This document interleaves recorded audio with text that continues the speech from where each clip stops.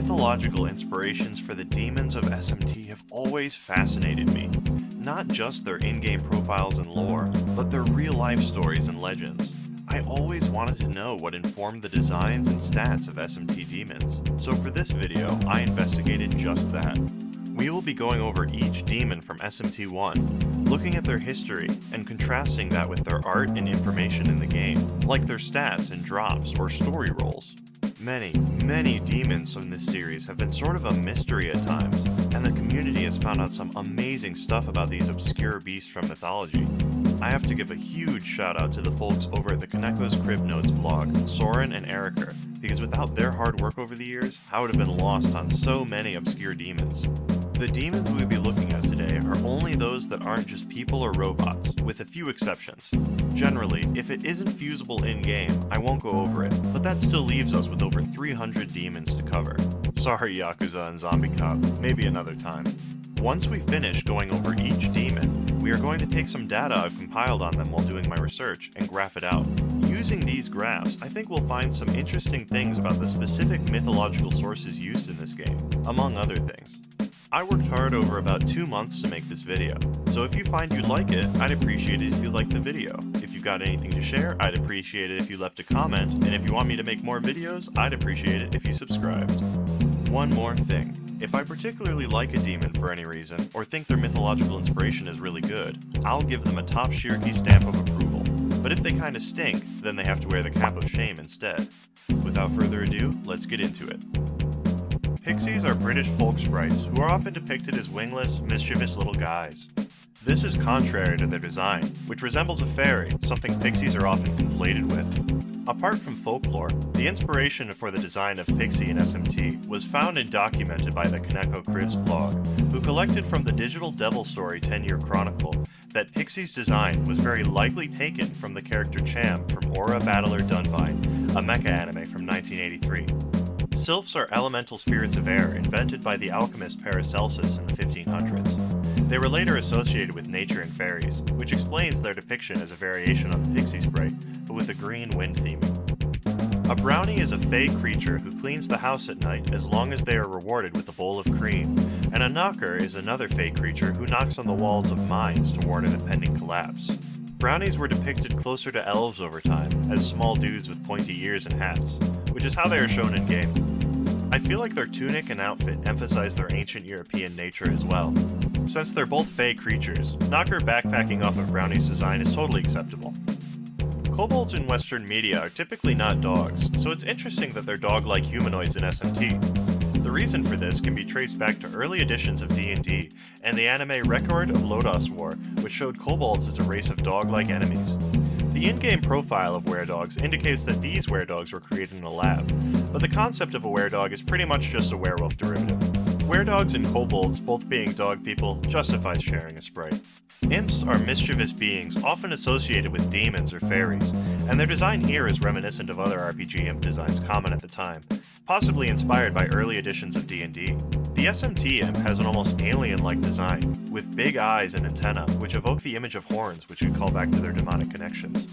Gremlins were symbolic little creatures created after World War I to explain mechanical problems and workplace accidents while working on aircraft. Gremlins were actually little creatures created after World War I to explain mechanical problems and workplace accidents while working on aircraft. Gremlins, though originally a recolor of imps in this game, would outlive their older sibling and go on to more properly represent their origin in their later designs. Harpies in Greek mythology began as beautiful spirits of the wind, but were over time believed to be horrible bird monsters bearing the face of a woman. The SMT depiction seems to lean closer to the original incarnation, and is in line with other RPG depictions of harpies at the time. Siren is a recolor of the harpy sprite, which makes sense as sirens and harpies are often conflated. Sirens originally appeared in Homer's Odyssey, but were never described, leading to interpretations of the sirens as women with bird wings, and later classical European depictions as mermaid-like creatures. Jack Frost began his world conquest as a snowman following in the steps of Frosty, but in this game he adopts his iconic jester outfit and murderous humor that he's loved for to this day. His sharp teeth betray his demonic nature, but his bright smile and outfit emphasize his chill attitude. Jack Frost is typically considered to be a metaphorical figure to represent winter, But SMT adopts him as a sort of winter spirit.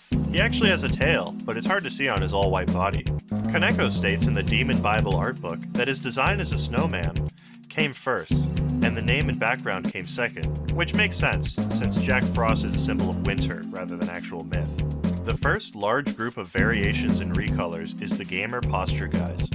Andros is a demon of the Goetia, meaning he is one of the 72 demons featured in the Lesser Key of Solomon, a 15th century grimoire on sorcery. Andros in SMT is depicted as an owl-headed man, directly inspired by the illustration by Louis Breton from the Lesser Key of Solomon. This will be a running theme for any demons from the Lesser Key of Solomon and Infernal Dictionary. Kaneko's depiction is more menacing, and he is always the demon I think of when I think of the fallen race of demons, made up of fallen angels. However, I will never forgive him for omitting that cool dog he was riding. Kalanarang is a witch in Javanese and Balinese folklore. She is known for her role in traditional dance dramas, where she is associated with Rangda, the evil personification of destruction. Kalanarang is Rangda's servant, or incarnation, or both. Her depiction in SMT bears more traditional Western witch motifs, with the long bushy hair, long nails, and long nose.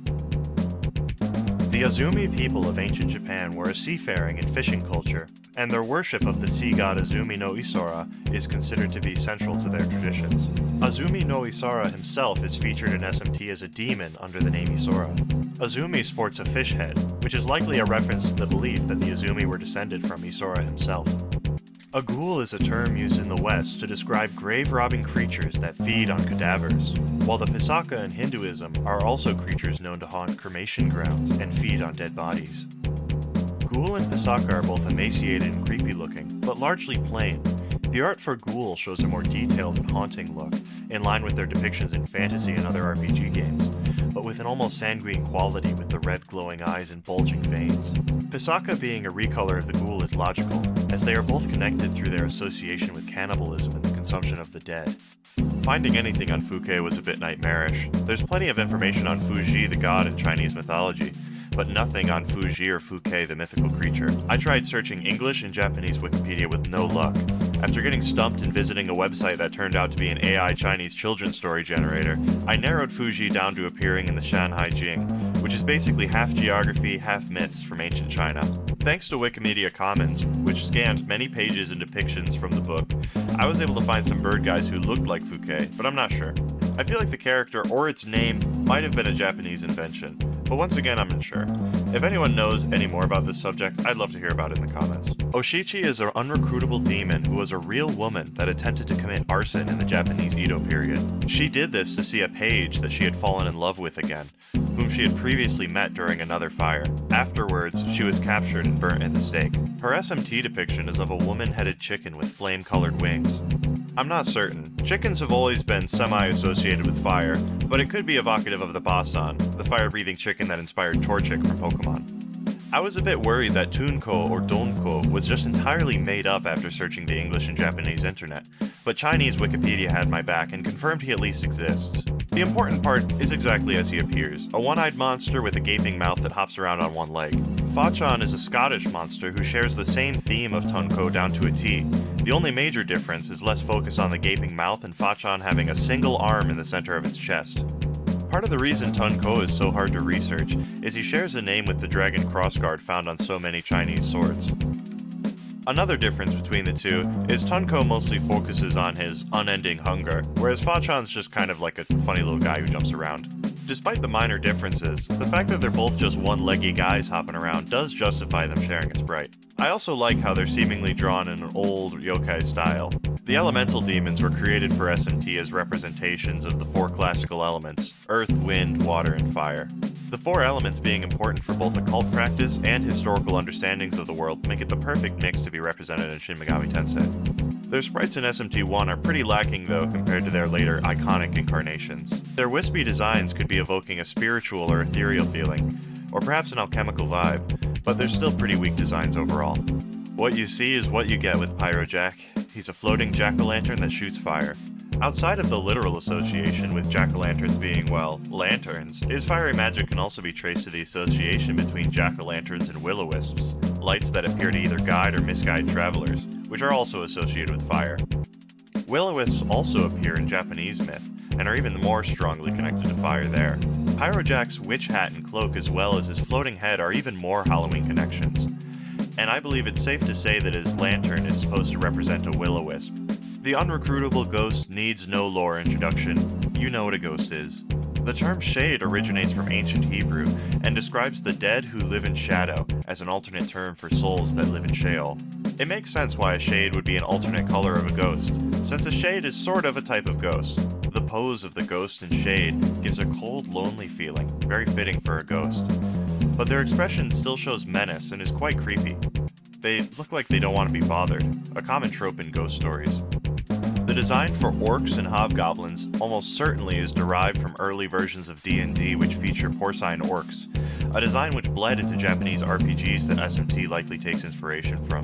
The lore of SMT retroactively applies them to being from Roman mythology as the servants of Orcus, a god of the underworld, but this is entirely fabricated for the game. It does contain a neat tidbit of etymology, however, as the term orc may have derived from the original god Orcus. Dryads and elves are another set of demons likely inspired directly from D&D and fantasy RPGs. Their characterization as fairies does draw the elf partially out from their Tolkien inspiration, and invokes the elves of folklore who many in Europe once believed had their own hidden society.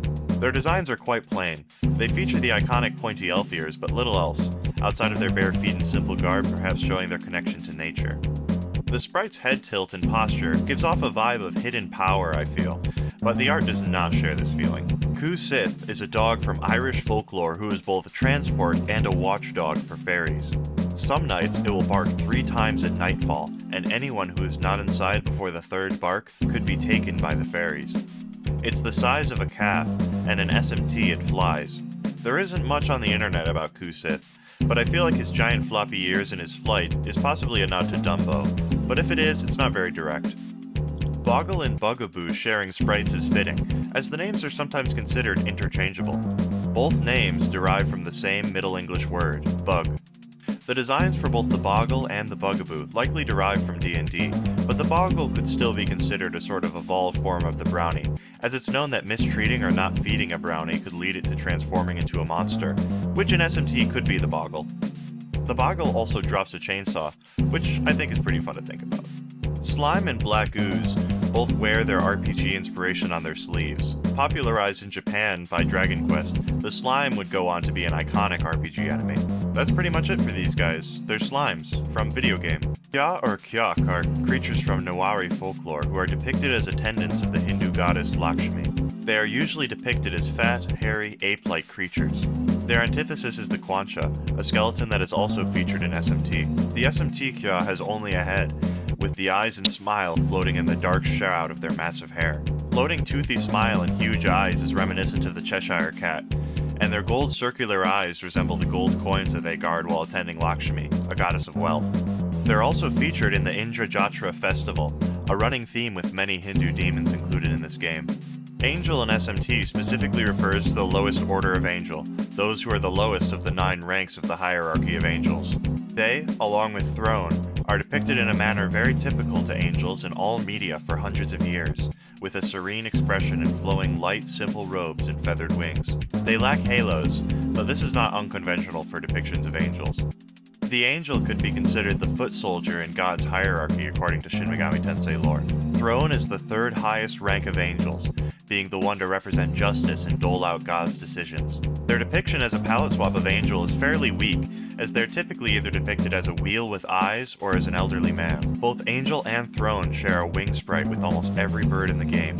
Angels drop angel hair, an item that heals you to full if you are order aligned. However, in the Japanese version, it's not spelled like angel hair pasta, as I believe in Japanese the Italian name is used. Instead, it's specifically referring to angel hair. Looking up angel hair on Japanese Google brought up some interesting results, being some fun wigs, that stuff you could make fake webs out of for Halloween, and some grass. English Wikipedia has some weird UFO related stuff to angel hair, but overall it's pretty strange. Probably is just supposed to be a pasta joke, considering it's a healing item, but it could be something more interesting. The Spartoi are warriors from Greek mythology that were grown from the teeth of a dragon, but unlike the sprite would imply, they were never depicted as skeletal until the 1963 film Jason and the Argonauts. They also dropped the gladius, a Roman short sword, which is interesting since the Spartoi are Greek. Kwancha is a skeletal denizen of hell who attends the Hindu goddess Kali and Shiva. They're the antithesis of Kya, and like Kya, they can cause harm or help depending on their appeasement. Their sprite in SMT is a very normal blue skeleton, which is a bit disappointing. The Baycock is an Ojibwe skeleton-like man with red eyes who flies through forests and preys upon warriors. This one's pretty disappointing too, as he's yet again just another skeleton, but this time with a semi-Native American looking headdress. Turdock is extremely obscure, supposedly a servant of the Buddhist god of hell, Yama, who embodies disease. It's never a good sign when everything that comes up on a cursory Google search is SMT related. I struggled to find anything about this creature. I tried checking relevant chapters from the Brahma Purana, a tome that supposedly had information on Turdock, but found nothing really. Even Ericer.js, one of the hosts of the Kaneko Cribs blog, stated he had no idea what Turdock's deal was. If anyone knows anything about this guy, I'd love to hear about it. Lemur and Larva are Roman spirits that were not given the proper burials or rites after their deaths. They are essentially the same type of being, with two different names that impart slightly different understandings, if I'm interpreting it right. Larva mostly contributes a sense of disturbingness, and literally means mask. Also, their Wikipedia article reads, May 9th, 11th, and 13th were dedicated to their placation in the household practices of Lemuria. The head of household would rise at midnight and cast black beans behind him with averted gaze. The lemurs were presumed to feast on them. And I just love this. I love the idea of a Roman guy casting beans. And I like that it's kind of similar to the practice of throwing salt over one's shoulder. They also appear in the Demonology by King James I, where he states that sinners who are privately bothered by lemurs will be punished by God's extraordinary rod, so that's something. As for their designs, their formless pom-pom-like body is in line with how they are described in the Roman lore, and their skeletal hands and face are a good nod to their undead nature. The Kinnari are half-horse, half-woman beings from Hindu myth, and they are the female counterparts of the Kinnara. The Buddhist depictions of Kinnari and Kinnara show them as half-bird creatures, while a portion of Hindu depictions show them as having a human top half, while having a half-horse, half-bird bottom half. I personally never came across any depiction of any horse-headed version. The lack of art would actually indicate that Kinnari is actually the prime sprite for this set of sprites, which is interesting as Kinnari is quite a minor demon in the series compared to the latter famous Apsaras and Ame no Uzume. Apsaras are Hindu and Buddhist spirits of beauty and dance who are the counterparts of Gandharva. Their sprite is golden skin, which could be due to Apsaras occasionally being depicted in statues and art colored gold. It has been suggested that gold skin in Buddhism represents health and prosperity. Senri is a type of cat yokai that is created when a leopard cat grows old and gains spiritual power, transforming into a magical creature that is similar to the Nekomata. Also similar to Nekomata and Kitsune, they can take the form of a woman in order to prey on humans. Their design doesn't particularly evoke the image of a Senri, but their hat is pretty cool and the way it shades her face is mysterious. I definitely prefer her later design though. Her purple skin is probably solely to differentiate her from the other Magic Saint Lady palette swaps. Ame no Uzume is the Japanese goddess of dance, the arts, and revelry. She's famous for drawing the sun goddess Amaterasu from her cave by throwing an insane party. She is also married to Sarutahiko, the Japanese leader of the earthly gods. Ame no Uzume has green hair instead of blonde in the post-release art, which could be an intentional change or a mix-up with Apsaras, whose sprite has green hair in the same shade. Her art also features her wearing a Magatama necklace. These are important spiritual objects in Japan, and these ones are seemingly made of stone instead of jade, which is typical of ancient Magatama.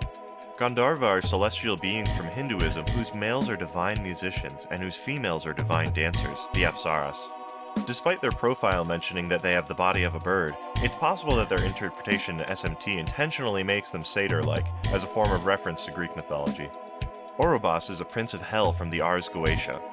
Orobas is a patron of horses, clearly, and he largely deals in the truth when summoned. He can end slander and gossip, protect from evil spirits, and can even foretell the future and answer any question. His sprite and art are directly taken from the Infernal Dictionary by Louis Breton, even his majestic pose. The coloring is different than what is stated in the Ars Goetia, that being a black stallion, but I like the shade of purplish red that they picked. It feels pretty magical and it really pops. Tsuchigumo is a name for a Japanese yokai that literally translates to Earth Spider, so it's no wonder that Tsuchigumo is a part of the Jirei race, which means Earth Spirit. They're famous for being slain by the samurai Yorimitsu, who afterwards renamed his sword to Kumokiri, or spider cutter. The face of Tsuchigumo is similar to that of an Oni, and is also pretty similar to the Tsuchigumo depicted in the Bakemono no E scroll. They also share a spider leg sprite with many other demons in the game, similar to the wing sprite that is attached to almost every angel and bird. I also just really like these dudes. I think they're neat. Tan Ki is absurdly hard to find anything about online. He's mentioned on a list of supernatural beings in Chinese folklore, but that's about it. I wasn't able to find anything on the Japanese internet other than a cool soccer player guy. If we take SMT's word for it, he's a mutant turtle, which is at least halfway to being cool, so that's good. I think this is a contender for the most obscure demon in the series, at least in mainline SMT. Genbu is a symbol in China and one of the 4 guardian animals of the cardinal directions. They are depicted as a snake intertwined with a turtle, and they represent the north and the winter. The origin of the depiction is a belief from ancient China that turtles and snakes could only mate with each other. Their design in SMT1 is pretty weak, and lacks all notable features that would later identify them. Their long tail is snake-like, and I like their big bald head, but that's about it. The concept of 4 beings representing the 4 cardinal directions is one that'll reappear multiple times in the Shin Megami Tensei series. You know what a unicorn is.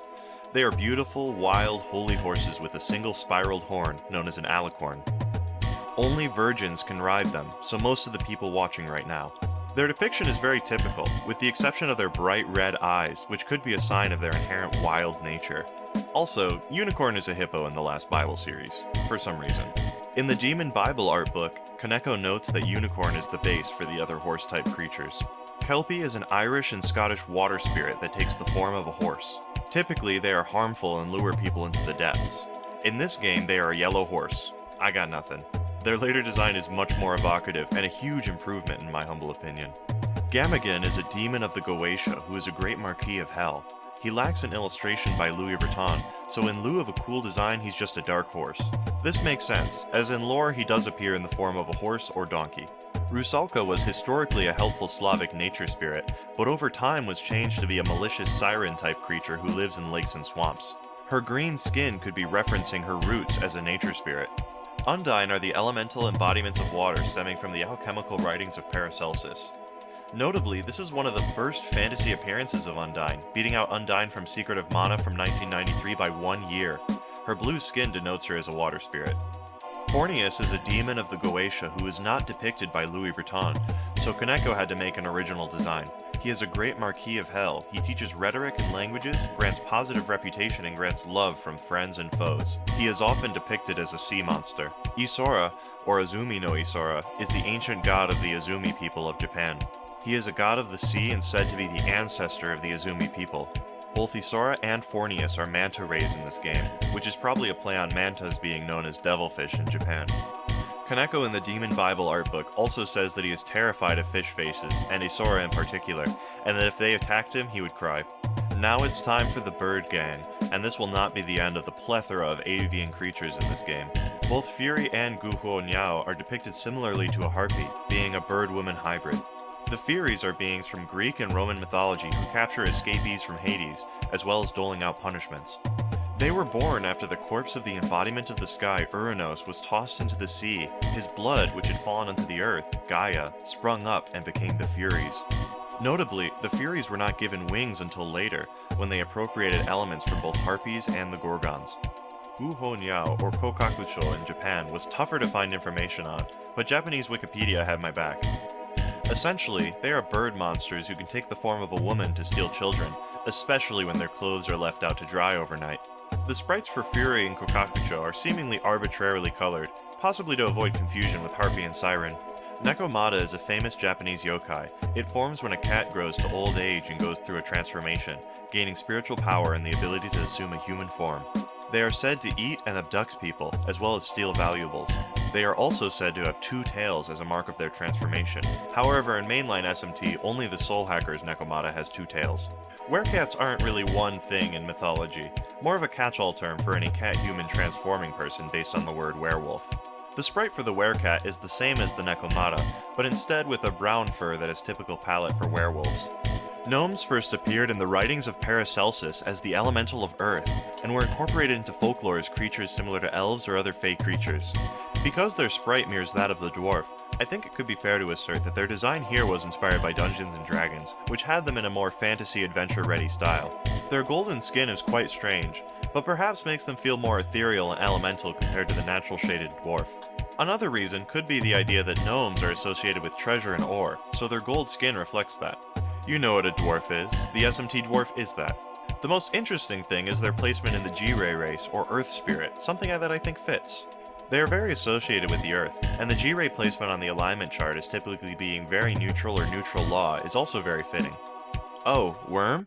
Worm is weird. It's weird that there's a demon called Worm, especially weird when Worm is already in the game. However, if we look at the race for the Worm, we can see that it's part of the Drake race, which is also weird, but also clears things up a bit. Essentially, people in old Europe made a connection between snakes and worms due to their similar shape, and as such the word worm came to be able to refer to both snakes and worms, and even dragons. So that's why Worm is here as a dragon-type monster. Giant worms are also a staple of fantasy and RPG games, and have been featured in D&D since the first edition. And as you've probably seen, giant worms play a huge role in the sci-fi classic Dune, too, which SMT will lift some things from along the way. Mishaguji is a Japanese god who was worshipped before the 500s. After the Imperial Yamato House took power in Japan, worship supposedly became taboo. Mishaguji is tied with the concept of animism, the belief that spirits can dwell in objects, usually ones related to nature. It is believed that Mishaguji resides within phallic stone rods, and his worship was associated with fertility in the harvest. Syncretism with other myths caused Mishaguji's image to be conflated with snakes, which is exactly how he is depicted in Shin Megami Tensei. Additionally, his very famously phallic design is certainly inspired by those stone rods he is associated with. Mishaguji has been theorized to be a very ancient god, possibly far older than 2,000 years old, placing him in the same time period as the statues that our Habaki is based on. That fact is contested, however. Baizi or Hakutaku are Chinese lion/tiger dragons that were worshipped in both China and Japan for good luck and protection. It's famous for a story where it meets and tells the first emperor of China about over 11,000 different creatures. In Japan, it's shown as having the body of a cow and the face of a man, which is slightly in line with the hooves on the sprite. It's clear though that this sprite is mostly intended for Kirin, with Baizi just tacked on as another mythical Chinese beast. Qilin or Kirin are famous Chinese mythical beasts. Traditionally, they are depicted as dragons in the shape of horses with hooves, while in Japan they are often thinner and more deer or unicorn-like. This form is consistent with their in-game appearance, with some lion-like additions. Hitokoto-nushi is a Japanese god of words who is said to be able to create miracles expressed in one word, or hitokoto. He is also an oracle, known for espousing good and evil fortunes, again with one word. Hito is holding a gunbai. Shout out to the Naruto wiki for being the only place that knew what I was talking about when I could not remember the name of the gunbai. A sort of fan historically used by generals when leading an army, and used today by sumo referees. He also wears a mirror around his neck, has the head of a pig, and has tendrils instead of legs. His pig's head is likely derived from a tale in which a bridge was to be built, but Hitokoto-nushi only went out at night to work on it in order to hide his hideous face, thus the pig head. His mirror likely serves as both a symbol of truth and as a mark of his divinity. The gunbai is used by sumo referees to show the winner of a bout, which is a sort of truth, something that Hitokoto-nushi is heavily concerned with. Koto Shido-nushi is a Japanese god of knowledge who is believed to possibly be the same god as Hitokoto-nushi. Google considers him to be the head of affairs and the lord of things. He is famous for a meeting with Take Mikazuchi where he cast the unfortunately titled backside clapping spell. His design shares many similarities with Hitokoto-nushi, with the exceptions of his head, necklace, and hammer. His necklace is a string through a set of magatama, a classic symbol of divinity and spiritual power. He's holding an Uchide no Kozuchi, or lucky hammer. The reason for this is because his father, Okuninushi, is conflated with Daikokuten, who famously holds the hammer when depicted. Okuninushi has little worth noting, other than being a recolor of Koto Shido-nushi. His lore is much more significant for his Shin Megami Tensei 2 design, so for this game the most important thing is that he's Koto Shido-nushi's dad, and that's why he's recolored. Nightmare's design is pretty much just a blonde Chucky. It could be drawing from Germanic mare folklore, the creature believed to be responsible for nightmares and sleep paralysis, but this design does not reflect that, outside of perhaps his blue-gray pallor and glowing red eyes, which more just seem to be leaning into evil themes. Momonofu is an incredibly annoying demon to research, and by the end of it I became pretty certain that he's just a pun. The reason for him being so annoying is because of the quote-unquote mythology that Momonofu is tied to being completely marred by a fake pseudo-history surrounding the Shikoki Dogu and Arahabaki, who is also in this game. It stems from a series of forgeries created by Kiichiro Wada, tons of insane stuff, and we will go over it in the Arahabaki section. For Momonofu, the most important takeaway is that without it, all we are left with is his name, which is a pun with samurai, because they share the same kanji. So basically, we can just consider them ancient samurai who in SMT lore are connected to Arahabaki, and we are all good. With all of that out of the way, Momonofu really is a cool looking samurai dude. In the Demon Bible art book, Kaneko says that Momonofu and Sarutahiko were created by adding armor to Take Mikazuchi's design, and yeah, that's pretty apparent. They share the same legs and arms, and their armor outline is the same as Take Mikazuchi's. Interestingly, Momonofu in his art is shown holding a spear, something that wouldn't reappear until his 3D appearance, which is pretty faithfully recreated from his art. Sarutahiko is the husband of Ame no Uzume, and one of the 7 great gods of Japan. He's a god of guidance, and his appearance inspired depictions of Tengu, due to his long nose and red face. His design here mimics Momonofu, befitting of his status as a warrior. Kushinada Hime is a Japanese god who is famous for having been transformed into a comb. This was done by Susanoo in order to be snuck away from her family before she could be sacrificed to Orochi, a legendary 8-headed serpent who is also featured in this game. She and Susanoo later married. Kikuri Hime is a goddess of matchmaking associated with the chrysanthemum flower. She is famous for mediating a conflict between Izanami and Izanagi. Both Kushinada and Kikuri share the same sprite, and although well made and cool, they're not terribly significant. I very much prefer their later designs, both from a coolness factor and mythological inspirations. Lilim are a relatively obfuscated demon derived from Hebrew and Mesopotamian mythology. Their origins were likely entirely disconnected from demonology and more in the realm of evil spirits, but were later added into the Hebrew demonology as winged humanoids who are lumped in with the other demons. Later in the SMT series, they will be retconned to be the daughters of Lilith, which I think is a pretty cool change and fitting for their similar names. Succubi are demons originating from Hebrew demonology who seduce and drain men. They are the female counterparts to incubi. Historical lore for succubi, like Lilim, is scarce, but unlike Lilim, they are frequently referenced, especially in moralizing. Succubi also appear in the first edition of D&D as well as Final Fantasy I, and as such may have been introduced to SMT through RPGs. Succubi and Lilim share a sprite that is fairly plain, showing a blue-haired girl wearing a bodysuit, fashionable for the 80s, with demonic wings, a practice which supposedly began in the 1100s. Stonka is a unique case folklore-wise, and Eriker did an amazing post with their research on the character. The story that Shin Megami Tensei tells is that of a bronze bull who causes thunder.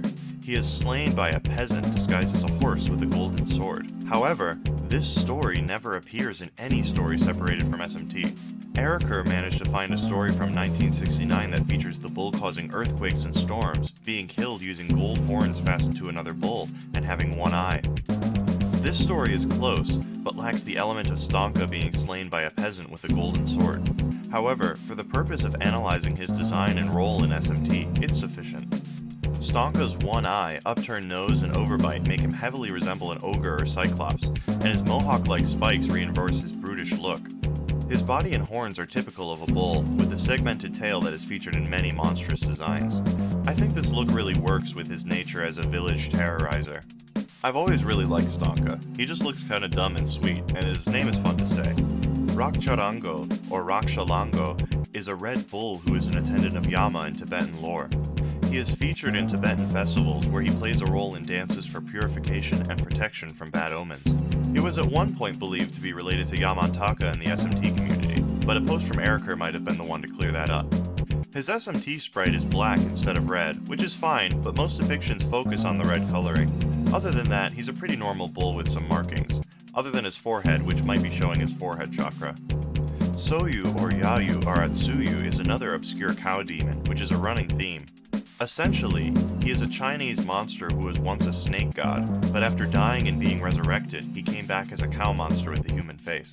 His red mane is evocative of other legendary Chinese beasts, and the asymmetrical spikes and fangs reinforce the feeling that he is monstrous and even mutated. Other than that, his body is pretty typical for a bull in this game. His sprite lacks spikes and fangs, which makes him feel less monstrous, but the more human face seems more menacing to me. Nandi is the Hindu mount of Shiva, and is a god of happiness, joy, and satisfaction. This is shown in his amazing expression in his art, with his tongue out almost hopping across the page. The bells and rug on his back are common iconography for Nandi. His headpiece is similar to that shown in his anthropomorphic depiction from the Agamas. I just love Nandi, he's just a great guy. Wendigo are creatures from Native American Algonquin folklore. They are seen as spirits of greed who may possess those that are too greedy. Not all Wendigos form due to possession, as some believe them to be transformations that occur when greedy actions or cannibalism are partaken in. Wendigo are often believed to be emaciated, as they grow as they eat, which means they never store that energy as fat. The SMT Wendigo does not feature many common points of Wendigo stories, but the large hands and feet in the art convey a monstrous feeling. The reason for the hairy design is probably linked to SMT1's Sasquatch, who he shares a design with. Since Sasquatch is a robot in this game, I won't be covering him, but who knows, maybe I'll catch him in a follow-up.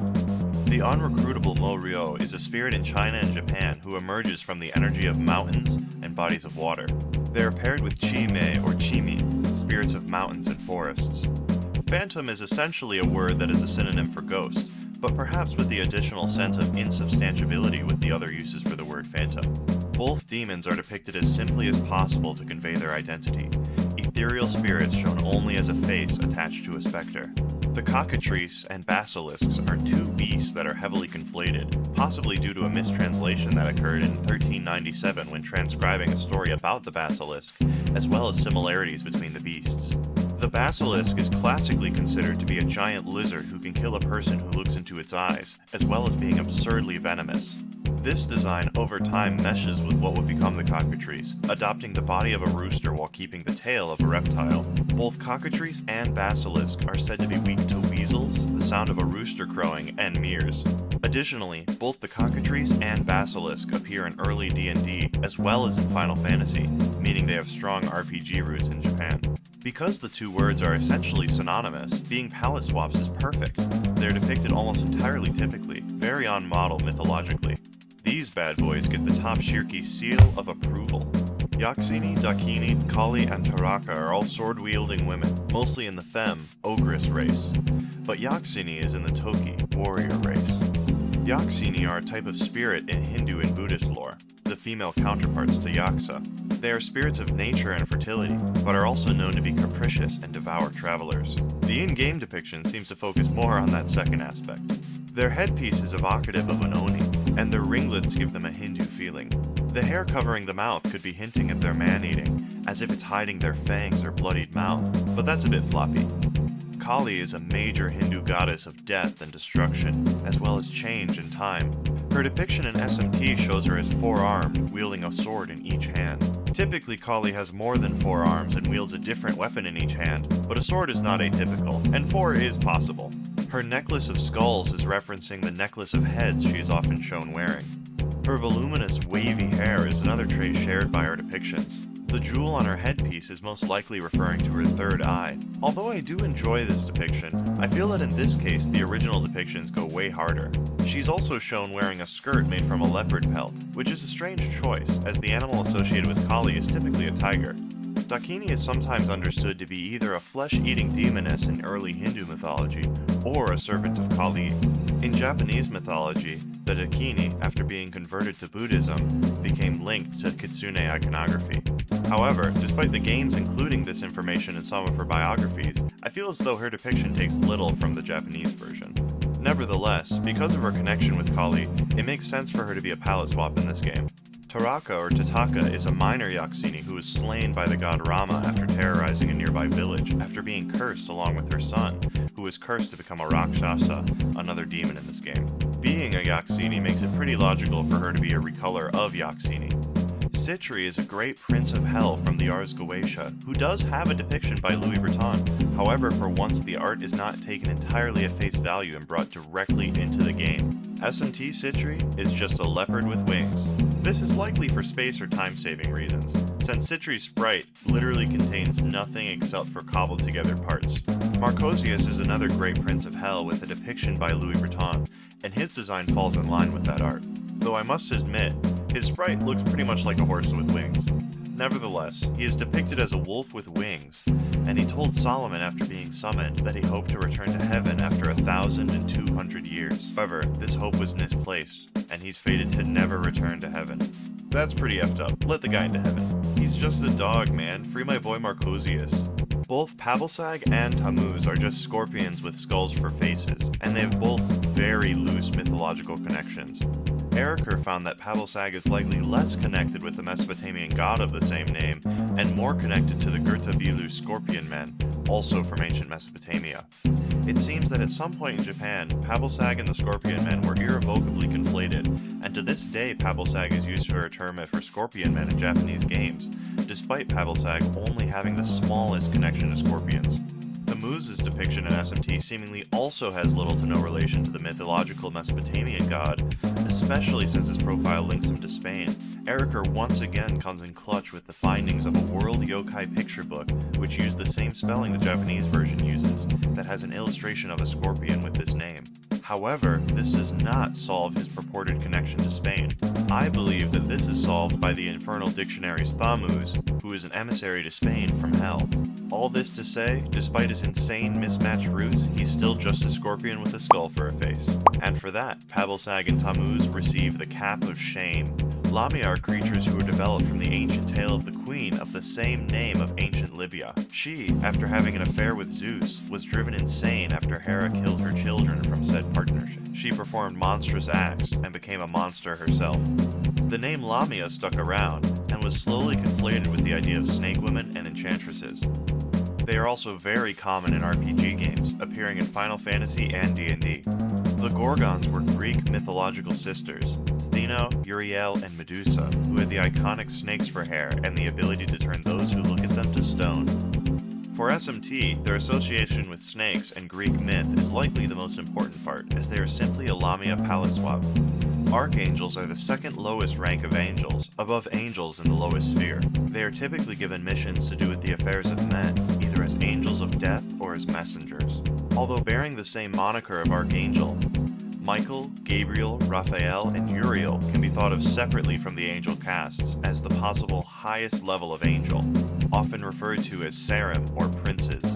The SMT depiction of Archangel is that of a knight in full plate armor with angel wings, fitting for an angel a step up on the chain of command. Tengu are Japanese yokai that commonly have bright red faces and extremely long noses, and are often shown with avian characteristics like beaks and wings. The god Saratahiko is often considered to be the basis for their design. They are occasionally considered evil, particularly in older stories, but over time they softened and were more often shown as guardians, while still keeping their edge. Their sprite is just the angel sprite, but with a bird head instead. Kaneko in the Demon Bible stated that he loved Tengu and he wanted more of them and cooler ones too, a wish that would soon be granted with many more Tengu being added into the series. Persky, or Pulukisi, is another wildly specific demon. He is a form of Airavata, the white elephant mount of the Hindu god Indra. He appears solely in the Indra Jatra, a Nepalese festival for Indra. As for why he's golden here, I can only assume they picked that to be in line with the golden skin of the other Hindu gods, and that color's representation of health and prosperity. As for why he's not white, it's possible that he could have just not looked good in that color, considering he's just a palette swap. Girimakala, the big-bellied physical reflect elephant himself, is the mount of Mara and is very minor outside of Sri Lanka. Without much in the way of visual media or description to be based off of, Girimakala is likely to be an original depiction. His most notable traits would have to be his one eye and patterned body. Kaneko states in the Demon Bible that he doesn't know why he gave him one eye, maybe to look darker. He also says he struggles against him on auto, and yeah, we all do at least once. His patterned body, which isn't shown in his sprite, gives him a sort of corrupted and evil theme, whereas without it he's just a big blue boy. Ganesha is one of the biggest Hindu deities and is a god of beginnings, wisdom, and luck. His art depicts him as a bright blue elephant with tons of jewelry and ear piercings. The piercings in bright blue is an interesting choice, and I honestly have no clue why he's like that other than for aesthetic reasons. The blue and gold of his sprite admittedly does really pop with the SNES graphics. Kaneko, once again from the DB, said that Ganesha was one of his faves, but that he lacked accessories and he wanted to improve the design. Ironically, Ganesha has kept the same design to this day. Celluluk is another Balinese demon from the Kalanarong dance. He's sort of there to punch up the performance, a monster who is associated with Rangda to do some stage comedy and be spooky. The mask has pretty iconic under-overbite fangs, which don't appear in the art since he's just a palette swap of Koronzo. which is a pretty bizarre choice since they have nothing in connections in terms of lore or depiction or etymology. They're literally a world apart from each other, with nothing tying them together. Choronzon is a demon that was invented in the 16th century by occultists Edward Kelly and John Dee. Aleister Crowley later popularized the demon in the 20th century through his occult belief system, Thelema, which he is central to. Essentially, properly summoning and utilizing Choronzon to cause ego death is the final step towards enlightenment in Thelema. Choronzon is described as changing shape, and in the story by Aleister Crowley, he takes the form of a naked man with a dagger after escaping his summoning circle. In SMT, Choronzon has a fairly generic imp-like demon design, but the fire and huge mouth make him stand out, but not in a way that screams Choronzon. I much prefer his redesign, which is a recolor of Legion, that depicts him as amorphous and formless, like he's always changing. In the Demon Bible, Kaneko derides this first design, saying he looks like a newt floating over fire. I don't really see it, but I also don't like it. Celluluk and Choronzon barely escape the cap of shame, just because they're a little silly looking. Sawabaku, or Sawabaku, is a procession from the Indra Jatra, featuring Bhairava, an aspect of Shiva, and his attendants. Bhairava holds a sword, and some statues of him feature fangs like those found in the sprite. However, outside of that, depicting the deity with this strange sprite is a weird choice. Lake is a demon from Nepal, who dances carelessly with a ferocious face. Once a nuisance, the Lake became to be protectors of the people, particularly after the story of the Machipa Lake, a Lake who fell in love with a woman from Machipa and vowed to protect the city as well as participate in the Indra Jatra. This is another strange depiction. It feels like these demons were designed first and then given whatever name later. He's not even red! I very much prefer his Giten Megami Tensei sprite. For random sprites and random names, Sawabaku and Lake get the cap of shame. Feng Huang and Phoenix, destined to be confused with each other for eternity. Something that's not helped by real-life conflation of the two creatures, as Feng Huang has been known as the Chinese Phoenix for many years. Even the English Wikipedia article for Feng Huang states that connections to the Western Phoenix are superficial, and then goes on to call it a phoenix throughout the rest of the article. Feng Huang is most important as a symbol. The bird was once separated to Feng and Huang, male and female representations of yin and yang. However, as the dragon was masculinized, the Feng Huang became one feminine bird. This new bird symbolized femininity, and together with the masculine dragon, they symbolized nobility and husband and wife. They're also lightly associated with fire, the only connection to the phoenix that isn't superficial. Also, his name is Ho-Oh in Japanese, so that's cool. Their design uses the ridge tails that are typical of male Feng, and the loop tails of female Huang, with an odd number of each tails individually which denotes a male, coming together to make a total of 6, an even number, signifying a female. This together could symbolize the fusion of the two birds into one, which I think is neat, even if it's a bit floppy. The crest and sideburns are clearly like flames, and the spines could be a cool nod to their dragon association. The, hackles also have that flame color, and it looks quite cozy. With all the fire-related stuff on their sprite, maybe it's no wonder they got so confused with Phoenix. The Phoenix has roots in Greece, and although it likely is even older, the common claim that it has origins in Egypt is disputed and possibly an invention of the Greeks. Many different depictions exist over thousands of years, ranging from cranes to pheasants and peacocks, but the modern phoenix typically resembles a peacock mixed with a hawk or eagle. If you didn't already know, the main thing a phoenix does is revive as a chick from its own ashes, typically bursting into fire when it dies. So it follows that a phoenix would be a symbol of reincarnation, life, death, and fire. His art is completely different from his sprite, but I really like it. The long peacock tail is there, and the fire consuming him is awesome, and the shadows of his body showing through looks really cool. But the sprite really is just Feng Huang. It's a shame. It's possible there is not time or space to fit him in, but the flaming bird would have looked so cool. Phoenix is also named in the Ars Goetia, but since he's not part of the Fallen race here, I don't believe this is relevant to the SMT depiction. The Watchers are an order of angels created by God to watch humanity. In the second book of Enoch, they are named the Grigori, a name that will more or less stick in popular culture. You and I both know that he's an eyeball because he's the Watcher. Nothing deeper. He's an eyeball because he watches stuff. Moving on. Backbeard is an invention by 1960s Japanese manga writers of an American yokai that was completely made up. It was popularized by Shigeru Mizuki in his manga Gegege no Kitaro, something that's also highly influential of SMT as a whole. He's pretty close to his manga counterpart, but with tentacles instead of tendrils, and a less gross-looking eyelid. Wyvern and worm are mostly creatures of fantasy, worms being created through a reuse of a word that had lost its meaning in terms of dragon, worm, being retooled to its old English spelling to once again regain its previous meaning, only to be used primarily to refer to specific dragon varieties in fantasy. Wyverns have a bigger place in European mythology, being published in bestiaries with other supernatural creatures, but were mostly used as symbolism in coats of arms and flags. All that is to say, in a fantasy system, it doesn't really matter too much what a worm is or what a wyvern is compared to a dragon, and SMT decides to make their worms winged snakes and their wyverns two-legged dragons, which are perfectly fine choices. Making the worm into a snake could be because of the connection that the word worm had with snakes, while the two-legged wyvern is typical to how they are shown in coats of arms and flags. Fleurity is a lieutenant general of hell from the Grand Grimoire, a book that claims to be from the 1500s, but was likely created in the 1700s. Charitably, it's an addition or retreading of the Key of Solomon. But really, it just rips off and resells it in a different package. It's also theorized that the book itself was a counterfeit of the original Grand Grimoire, which I think says everything about how good this book is. It does have Lucifudge though, so that's good. Shout out to great value French Lucifer. Oh, and some nice little children's drawings for the demon's signatures. How cute.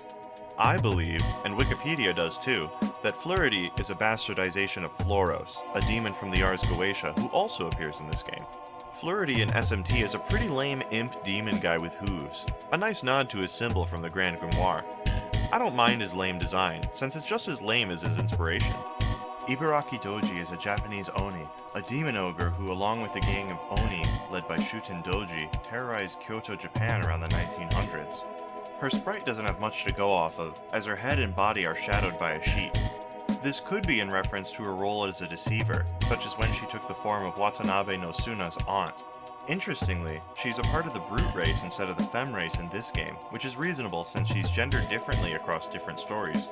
Haridi is a goddess of Buddhist lore who in one story was an ogress who captured humans to feed to her 500 children. After Buddha made her see the error of her ways by hiding her most beloved child, she converted to Buddhism and became a goddess and protector of children. Here her sprite has little horns, and she's a part of the femme or ogress race, implying she's in her demon form before converting to Buddhism. Interestingly, her late incarnations would be a part of the lady race, implying those forms are showing her form as a goddess. Still keeps the horns though. Sarasvati or Saraswati is the Hindu goddess of knowledge, music, water, and abundance. She's the consort of Rama. Lakshmi in Hinduism is the goddess of wealth, fortune, power, beauty, fertility, and prosperity, basically everything. She is also the consort of Vishnu. Her top inverts the colors of her art compared to her sprite, so that's cool. Both Sarasvati and Lakshmi are part of the Tridevi, a trio of Hindu goddesses who are the consorts of the Trimurti, the trinity of supreme deities in Hinduism. Additionally, they are both a part of the 7 lucky gods in Japan, who are associated with big fortune. Their shared club membership makes it reasonable for them to share a sprite, but other than the sprite looking good, there's not too much going on with it. Leonard is a demon with a funny name featured in the Infernal Dictionary. There he takes the form of a 3-horned goat with power over metamorphosis.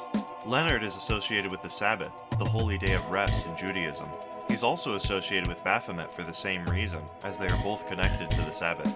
I would go as far to say that even though his name is Leonard, this is really just Baphomet. His head lacks the 3 horns and is much more in line with depictions of Baphomet. He even has a similar stat spread and moves as Baphomet does later in the series. His cape and his big Y pose makes me think of Dracula, but that could be a bit floppy. Incubus is a male version of a succubus and is responsible for wet dreams and is associated with lust. Other than his status as a demon, using the Leonard sprite is pretty weak. Loki and Odin are gods of Norse myth. Odin often considered to be the head of the Norse gods, and Loki to be a trickster god. Loki also has significance to the SMT franchise, being the antagonist of the original Megami Tensei Digital Devil story, in which he is summoned by Nakajima from his computer to punish his bully classmates, which goes great of course. Loki's design here is pretty plain, but his blonde hair and purple-blue skin would be a staple that remains. By SMT 3 he'd be given underwear, which Kaneko joked made him look more civilized. Odin here is plain as well, but he has the important elements, the helmet, the eye patch, and his spear, Gungnir. Kaneko stated that he wanted to make a version of Odin that emphasized his status as a warrior more than that of a wise old man. Saniyaka, or Kola Saniyaka, is a demon containing 18 other demons that represent various maladies in Sri Lankan folklore. These demons are portrayed and exorcised through the Saniyakuma, a ritual dance that is performed today mostly just for fun and tradition. His design features a mask like those used in the ceremony, but it's a good way off from traditional mask, feeling more like a weird idea of an Aztec or Mayan skull. In SMT 2, Saniyaka is considered to be the king of the Yaka, Sri Lankan demons, taking the role of Wisa Muni in the actual king of demons in Sri Lankan lore. Power, virtue, and dominion are angels of the middle sphere, and their depiction in SMT shows that they are high-ranking warrior angels. Power, virtue, and dominion are all angels considered with maintaining order in some form or another, which is very fitting for SMT. Mezuki is a Buddhist guardian of hell along Gozuki. They have horse and ox heads, respectively. Together, they serve Yama, the ruler of hell, as the guardians of hell. The kanji on Mezuki or Gozuki's torso is enlightenment, I think? It's a little off, but it could be stylized or just drawn that way. Other than that, Mezuki's just your bog standard purple horse-headed guy. Or a purple guy with a horse head. You pick. Kinnara is the male counterpart to Kinnari in Hindu and Buddhist mythology. They play music for the gods. Despite their SMT sprite, they are rarely shown having the head of a horse. Typically they have the top of a person and the bottom of a bird mixed with a horse, but mostly a bird. Oze, hell yeah. He is a demon of the Goetia and a president of hell. When summoned, he appears as a leopard that can change into a man. His sprite having him as a leopard man with two swords is unique, but it's definitely a design that sticks for Oze, so much so that he apes it from Floros, the original sprite. Floros, hell yeah. He too is a demon of the Goetia and takes the shape of a leopard. His infernal dictionary depiction is supposed to be a cat man, I think? He looks more like a rat man, kinda weird. The SMT design is way cooler. His cape gives me golden bat, but it's pretty floppy. It's definitely interesting that Floros is the original Ose, and he steps aside and lets Ose take over the original design, with some modifications. For being so great, Ose and Floros get the top shirki seal of approval. Salamanders would be linked to fire by Greek philosophers and Jewish lore before being used as Paracelsus' elemental of fire, which cemented and codified their presence in folklore. Their sprite and art are pretty cool. Flaming lizard, hell yeah. They're semi-unique for having a seemingly completely original sprite, but the tail is a little suspicious. Loa or Elwa are spirits from Haitian Vodou. They are seen as a connection between humans and Bondye, a creator god. Being part of the Yomo race is very fitting, since Loa is the messenger of Bondye. Some Loa are associated with serpents, and some are associated with the dead, so there's threads that were pulled on to get this cool snake skull design. Tezcatlipoca is an Aztec god associated with obsidian, the night, and hurricanes. Tezcatlipoca is often translated to smoking mirror, which ties into his connection with obsidian. The snake is kind of a wash, but the obsidian skull is pretty cool. Raja Naga or Nagaraja are the kings of Nagas, Hindu and Buddhist half-snake people. This title is given to many different deities or prominent Naga between both Hinduism and Buddhism. Nagas are also featured in early D&D as well. Naga are often shown having the bottom half of a snake, but all kinds of snake person variations exist. I love this helmet. It's giving me Ocean Master, I think. I'm not a big fan of the flesh-colored belly though. It's kind of uncomfortable looking. It's a werewolf! This werewolf is definitely inspired by the classic campy American werewolf movies. It's implied in-game that these werewolves were created by fusing demons together with humans. The blue fur is kind of interesting, and the color of the jeans and fur sort of switch between the sprite and the art. Dekarabia is a demon of the Goetia and a great marquis of hell. When summoned, he takes the form of a pentagram star. As compiled by Kaneko's Cribs, Dekarabia's design is likely drawn from the aliens in the Japanese movie Warning from Space. But I think on top of that, the idea of making Dekarabia resemble a starfish is pretty good in the first place. It fits quite well, and I would be remiss to not mention Starro when talking about this guy. This is neither here nor there, but in the Demon Bible when talking about Dekarabia's later design, Kaneko mentions that he resembles the Taco Bell dog from old advertisements, so that's something. Take Minakata is a wild Japanese god of war and an earthly god. He is famous for attempting to maintain control of the earth from the heavenly gods, then having his arm taken and transformed by Mikazuchi, upon which he relents and yields the earth to the heavenly gods. Nagasune Hiko was the leader of the Yamato, a region of Japan that battled and was conquered by the first emperor of Japan. Take Mikazuchi is a Japanese god of thunder and swords, and who competed in the first sumo match. He is famous for claiming Earth for the heavenly gods. assisting the first emperor of Japan in conquering Yamato, and for dropping a big rock on a giant catfish. These Japanese warriors all share a sprite, holding a sword aloft and wearing white tunics. It's a pretty fine sprite. Mikazuchi is definitely the most iconic, but it's overall pretty plain and not terribly evocative. This group of crouching fellas are all mythical warriors from Buddhism and Hinduism. Rakshasa are Hindu and Buddhist beings with supernatural powers who are known largely for being evil and eating people and causing problems with their magic. But they're also known for sometimes serving as warriors of good. In Japan, Rasetsuten is also considered a deity presiding over destruction and is one of the gods presiding over the 12 directions. But that's neither here nor there, because this Rakshasa is almost definitely the lower level evil spirit. I'm pretty lost when it comes to the design elements of Rakshasa in this game. I suspect that the armor on his lower half is used in consistency with the other Buddhist warriors, but the mask is sort of a mystery for me. If anyone has any thoughts on Rakshasa's design, I'd love to hear it. Hanuman is a Hindu deity who assists Rama in the Ramayana. He leads an army of monkeys against the demon king Ravana. Onkot is Hanuman's cousin created for the Thai spin-off Ramakien. They're just some cool demigod monkey warrior guys. It's interesting that Onkot isn't just a palette swap of Hanuman, which I guess says something about at least one of them. Gozuki, along with Mezuki, guards hell for Yama. His name in Chinese literally means ox head, and that's just what he is, an ox-headed warrior, which I suppose makes him a minotaur. I think his cloak is kinda cute, and I love his green tunic. Narasimha is an avatar of Vishnu that is part man, part lion. Vishnu took this form in order to kill Hiranyakashipu, the king of the Asuras. In SMT, he's a pretty cool but normal lion guy. His spiked helmet's pretty awesome though. Him wielding a sword is not atypical for depictions of Narasimha, so it passes. Coatlicue translates as a she who has the skirt of snakes, and she is the Aztec goddess who gave birth to the moon and stars. Although being an absurdly cool goddess in her own right, I think she was likely just invoked for her connection to snakes as a palette swap of Ganga. Ganga is the Hindu goddess of the river Ganges. Here she is depicted as a snake, which is a bit weird, but I believe it's due to the connection between rivers and snakes, as well as the connection between rivers and dragons, especially in Japan. Her sprite is dynamic, and the long snake tail is pretty interesting. I also appreciate her crown with the veil and fins coming from her sides. With that said, I'm not sure about mythological inspirations, it's just a cool design. Tamamo and Senko are both kitsune, Senko being a name for a high-ranking, good-aligned kitsune, and Tamamo being a specific yokai from Japan.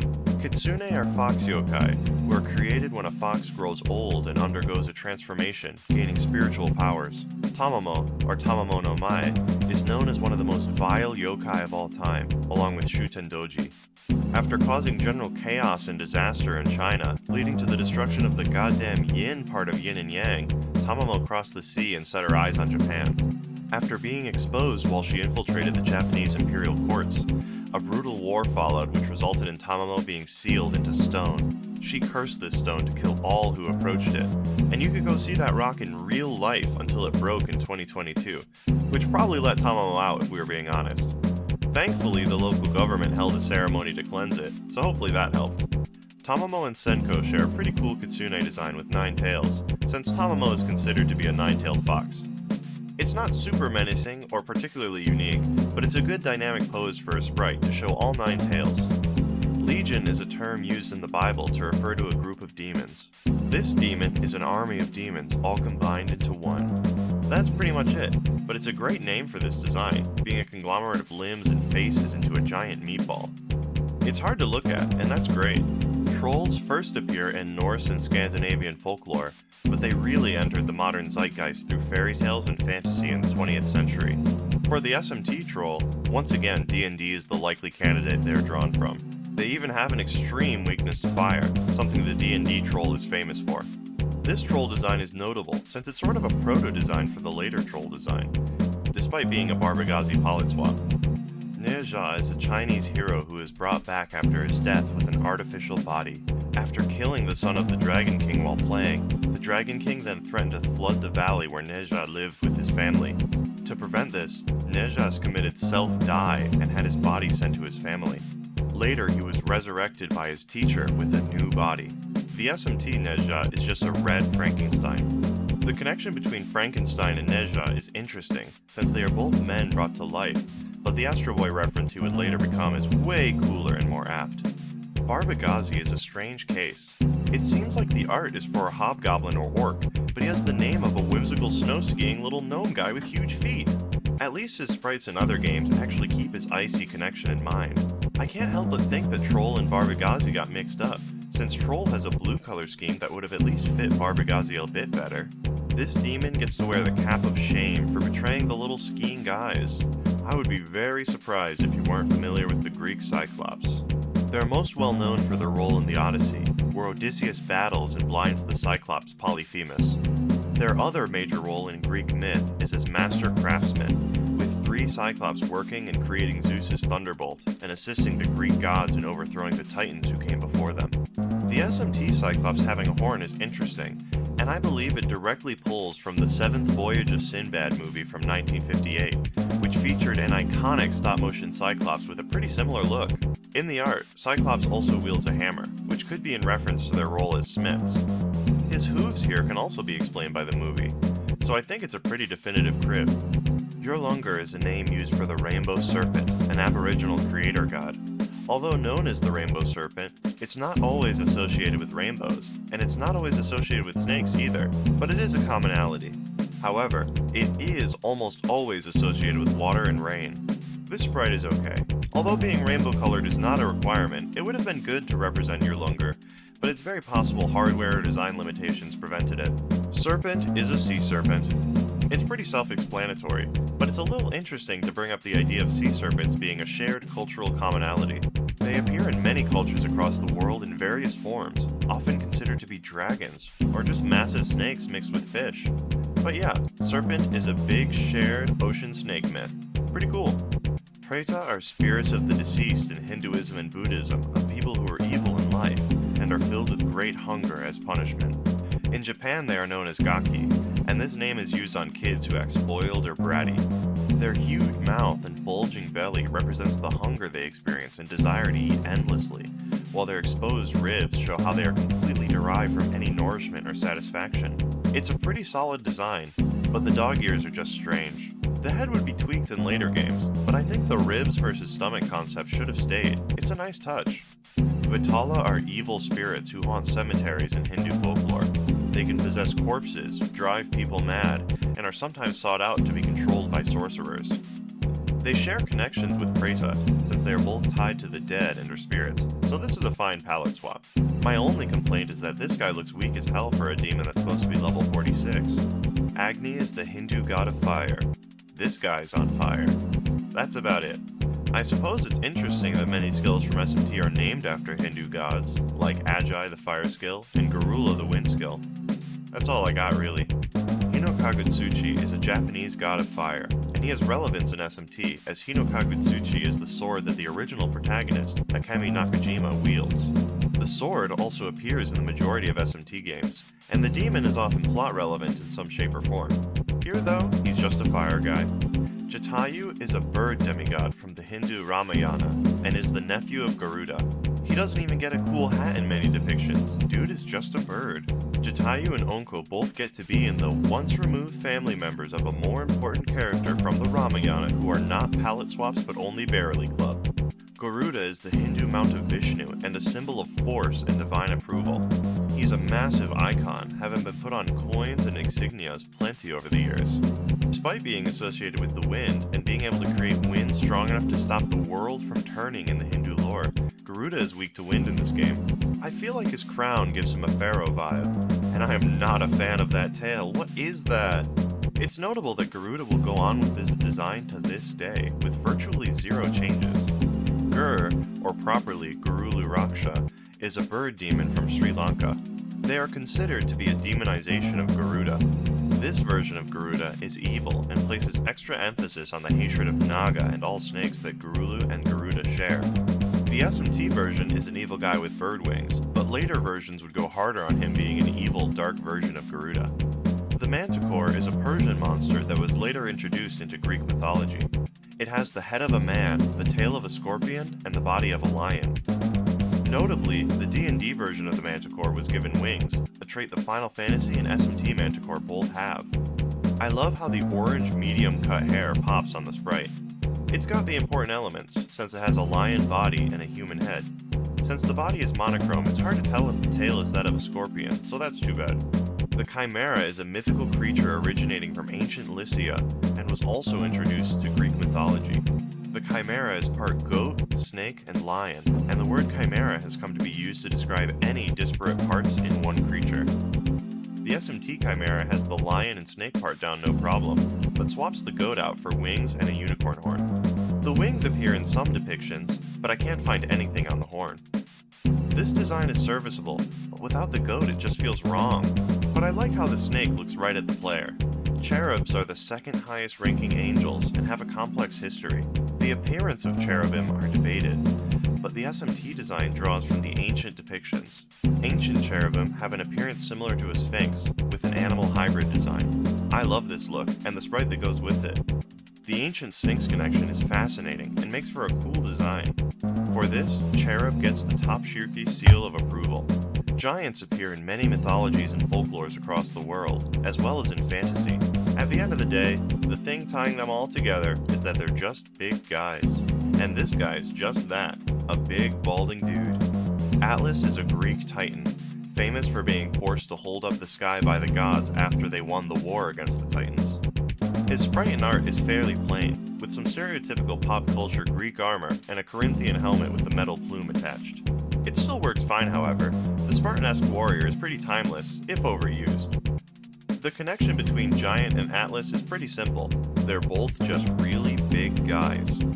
Scylla is a monster from Greek myth who guards a narrow channel alongside Charybdis, another giant sea monster.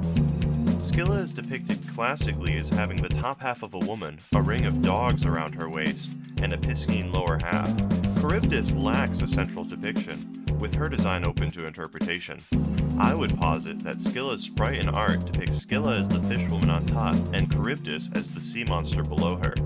The Kraken, as opposed to popular belief, did not originate from Greek or Roman mythology, but instead originated from the beliefs of European fishermen and sailors. It's a sea monster that over time became depicted often as a giant squid or octopus, possibly affected by sightings of real giant squids. Shuten Doji is known as one of the most vile yokai to have existed, and led a gang of Oni that terrorized Japan, the most famous of which being Ibaraki Doji, who we discussed earlier. His skin is typically depicted as red, a trait that SMT Shuten Doji shares. He's very tightly tied to alcohol, often drinking copious amounts of it in each story, which explains why he carries an alcohol flask. Overall, just a cool, menacing Oni dude. Quetzalcoatl is an Aztec creator god who represents the sky, wind, and sun.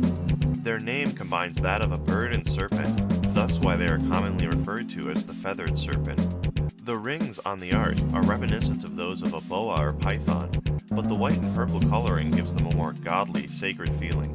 The wings are self-explanatory. Since Quetzalcoatl is the feathered serpent, it's often depicted with wings. Samael is a biblical figure who has many different roles between traditions. In some, he is an angel who deals in death and darker functions, and in others, Samael is a fallen angel, or even Satan himself. Some early stories tell that Samael was the serpent who gave the apple to Eve in the Garden of Eden, or that he was father to Cain, the first murderer. Later stories said that Samael and Lilith married after she was cast out from Eden, and together they spawned all of demonkind. The SMT Samael is a winged serpent, which although simple, conveys so much about his character. He's the serpent of Eden, with wings denoting his fallen nature, a perfect simple demon design. The red on his sprite also pops in this game. For all of this, Samael gets a top Shirki seal of approval. Ara Habaki is definitely a demon who deserves his own video entirely. Massive shout out to Yama Yuandaru's blog that chronicles and explains the situation.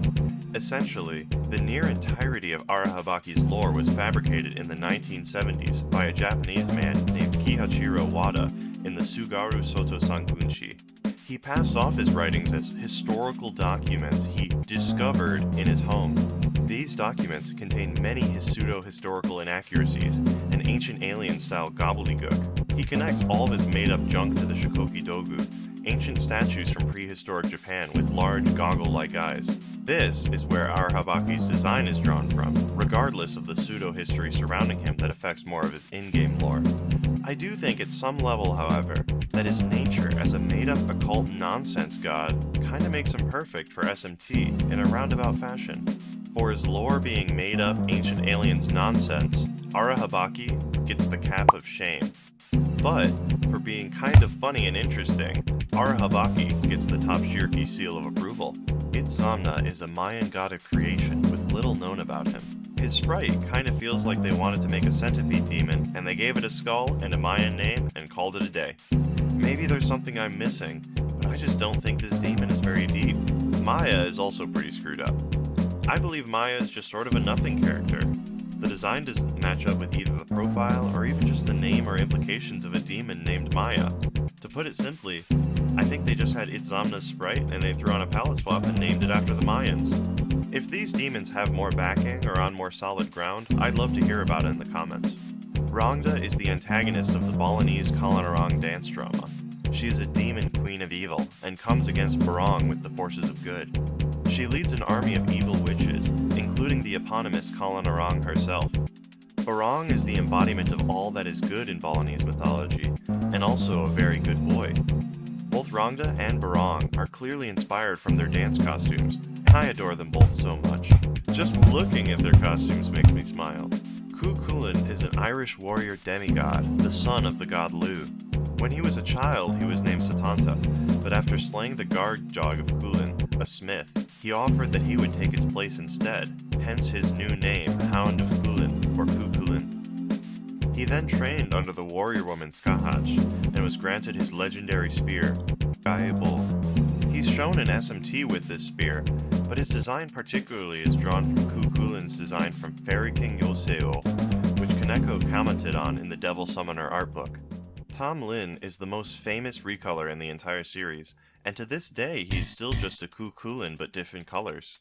Many people have complained about this over the years, but Tom Lin in particular has become a bit beloved for just being a copy. At this point, it would be a little weird to just give him his own design, when he's been a copy for almost 10 games at this point. Vritra is a Hindu Asura and the enemy of Indra. He appears as a serpent and blocks the flow of the Rigvedic rivers, only to be killed by Indra using his new toy Vajra, a bell-shaped holy object that represents lightning. Baekhyong is another mystery demon. The profile claims that Baekhyong is a guardian deity of Korea, and is said to be the ancestor of Korean kings, but there's pretty much nothing about Baekhyong or the Japanese reading Baekhyong on the English or Japanese internet.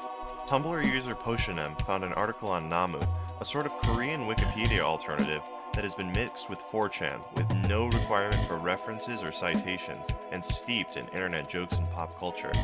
This page is called, and has a section on the SMT demon Baekhyong, where it asserts that it is a Chinese dragon, and links to the page for Ao Run, the Dragon King of the West Sea. Which sea? This sea. Huh. Well, the Wikipedia page does reference an appearance of Ao Run in Korean mythology, so that's something. I'm not too happy about this connection. It's quite vague, and doesn't solve where the Japanese name comes from. If you got any insights on this guy, let me know down below. Mata no Orochi, or just Orochi, is a legendary Japanese snake dragon that typically has 8 heads and 8 tails, though this sprite only has 7. It's one of the most important villains in Japanese mythology, being slain by Susanoo after his expulsion from heaven. After being slain, his tail becomes the legendary sword Kusanagi no Tsurugi, one of the 3 sacred regalia of Japan. The SMT depiction is simple but good. It resembles a ball of snakes, an occurrence in the springtime where many male snakes attempt to court a female. It also resembles a hydra, but the disconnected tails help make them more distinct. Ananta, or Ananta Shisha, is a Hindu deity and is a god of creation and lord of snakes, as well as an alternate mount of Vishnu. His name means he who remains, because he will remain whenever the universe is destroyed and remade at the end of each kalpa. Using him as a recolor of Orochi is pretty meh, especially since Ananta gets a design later that looks great and feels connected to his real-world depictions. Abaddon is an angel or location in hell from the Bible, who is associated with the abyss, destruction, and locusts, which ties into his endless hunger. As SMT Abaddon is part of the fallen race, we can assert that he's likely a former angel. Along with other fallen angels, he's mentioned in the Key of Solomon as summoned by Moses. I think it's fair to say his gaping mouth represents his hunger and abyssal connections, and it can't be denied he bears a strong resemblance to certain unfriendly ghosts. I like this design. It's simple but iconic, and I'm glad it's still used today. Taoti, or Totetsu, is a symbol found on ancient Chinese vessels, whose meaning is disputed. Very typically of Japan, they commonly find the Taoti to be a depiction of a yokai-like monster with an unending appetite. Because of the commonality of the unending hunger, I rate this recolor to be fine. Fafnir is a dragon from Germanic legend, typically slain by the hero Sigurd. His design is a pretty normal dragon, with some semi-aquatic or dilo fins added for flavor. His later designs would do a better job with a more unique and meaningful depiction. Pendragon is a name famously popularized by Arthurian legend that has the word dragon in it. So, in SMT, it's a dragon. Okay. Fenrir is a giant wolf and the son of Loki. He is prophesied to kill and eat Odin during Ragnarok, the Norse apocalypse. Because of this, Odin keeps Fenrir chained to his throne, awaiting the day that he'll have his revenge. I like how this art depicts Fenrir laying down, but with his eyes glowing and his claws out, like he's waiting for his chance to end the world. Oberon is the king of the fairies in European folklore and literature. He appears in Shakespeare and is the husband of the more popular Titania, the queen of fairies. Kaneko in the Demon Bible states that he wears typical king's garments. He also states that he's a small character that everyone laughs at. He also here has the wings of a monarch butterfly, because, well, you know, he's a king. Yatagarasu is a Japanese deity who is a three-legged crow. He is a symbol of guidance, and is sent from heaven by the gods to serve as a guide, often by Amaterasu. He is also associated with the sun. Yatagarasu's sprite is looking a little rough in this game. It might be the most plain sprite in the game, lacking even his iconic 3 feet and necklace of Magatama. Overall, it's possibly the weakest sprite in the entire game, but I will give it one thing: it is a crow. For being the weakest sprite in the game, Yatagarasu must wear the cap of shame. Orcus is a very strange demon. Orcus is a Roman god of death, but regardless of that, I really think they just designed him around just having a big king orc. Orcus has slight etymological connections to the orcs of fantasy, but it's a very weak through line. As a king orc, I think the design fits well. He's got a king's outfit, a cute little sash, a scepter, and the bottom of a dragon. He makes as fine a king orc as any. His sprite reuses the bottom from the other dragons, as well as the head of the orc. Dagon is a very old god worshipped in ancient Syria. He was considered a father of gods and a god of prosperity. Because of his name being associated with the Hebrew word for fish, in medieval Europe he was wrongly considered to be a fish god. This is what the sprite for Dagon draws on. Regardless of the source of the art, he looks cool as hell. His sprite takes from the bottom half of the other water snakes as well. The 4 arms and fish head with what seems like the beak of a rooster is awesome as hell. Baal is a great king of hell from the Ars Goetia, and he rules the east side of hell. He is the first of the 72 demons of Solomon. His appearance comes from an illustration from Louis Breton for the Infernal Dictionary. It's almost 1-to-1. I love this guy a lot. I love his little frog, it's just so unmenacing and just neat. Mara is a Buddhist demon who is the embodiment of lust, greed, and death. He famously sent his daughters to seduce Buddha to prevent his enlightenment. As a personification of lust, you can probably figure out why he looks that way. Mara gets a top Shirky seal of approval for just being Mara. And that wraps up all of the non-story demons. If you've watched up to this point and don't want parts of SMT1 to be spoiled, turn back now and come back when you're done. Everyone else, follow me as we seek out the demons relevant to the story of SMT1. Orias and Berith are great marquises and dukes of hell respectively. Orias is a demon concerned with astronomy and teaches knowledge of planets and stars, as well as granting platitudes and compliments. Berith appears in illustrations by Louis Breton, but interestingly, his design here is a decent departure from Louis' art. Rather than a big-nosed boy, he's a cool dark knight, which is sorta too bad. I kinda think the giant-headed guy could have looked really eerie in Kaneko's style, but I understand why they didn't go for it. Orias is the game's first boss. You encounter him after you're taken in by the police to the hospital, where he poses as a doctor and conducts experiments on the prisoners there in order to create super soldiers. A fallen demon of the Ars Goetia, posing as a doctor or scientist is fitting, since they are so tied to alchemical research. Arias is especially fitting for this appearance, since he's concerned with the transformation of men. His design is a bit strange though. It feels a little out of left field to have a random doctor transform into an armored lion man on horseback. Where'd the horse even come from? Goblins are creatures featured in northwestern European folklore, and the term was often used to refer to a large manner of creatures similar to fey creatures or even including them, which lets them slot into the fairy race quite nicely. The most important thing to know about goblins is that goblins are real. The biggest inspiration for goblins in Shin Megami Tensei is likely their role in fantasy, being featured prominently in RPGs since they began. Being red really sets him apart from other fantasy goblins, and his big spiky hair makes him seem more friendly to me. Amano Jaku is an Oni famous for his role in the story of Uriko Hime, the Melon Princess. After asking to be let into her home, Amano Jaku eats the girl and takes her identity.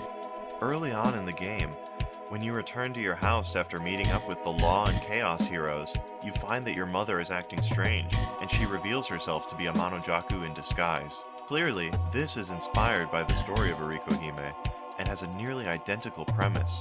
Amano Jaku's art sets them up perfectly for this fight. They're small, but the emotional weight and their cunning makes them feel bigger than they are, and their size makes the player feel confident in challenging them despite the danger. This design is similar to this cursed video, a Japanese commercial from 1985, that in hindsight isn't really that spooky. At the time though, people were majorly creeped out and called and wrote in to get it taken off the air.